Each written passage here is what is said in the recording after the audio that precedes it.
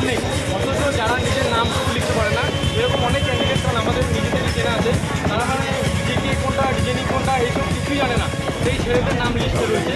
সেখানে আমরা যারা সারা বছর মেহনত করি, অন্যান্য মক টেস্ট আমরা এতটুকু আমাদের এবিলিটি আছে কি আমরা বুঝতে পারি যে আমরা কোনটা ঠিক করলাম কোনটা ভুল করলাম। এবার হতে পারে 40টার মধ্যে 5টা ভুল, যেহেতু আমরা এত করি তারও 5টা ভুল হতে পারে, তারপরে এমন নয় যে আমরা একদমই খারাপ পরীক্ষা দিয়েছি, সেইটুকু আমাদের কনফিডেন্স আছে। তার সত্ত্বেও আমাদের আজকে পরীক্ষাতে মেরিট লিস্টে আমাদের নাম নেই, তাও আবার দুটো এক্সাম প্লেসমেন্ট জিডি দুটোতেই আমি এক্সাম দিয়েছি, দুটোতেই ভালো এক্সাম হয়েছে। একটাতে 40 দিলাম, একটাতে 35 প্লাস অ্যান্সার আছে, তার সত্ত্বেও মেরিট লিস্টে আমি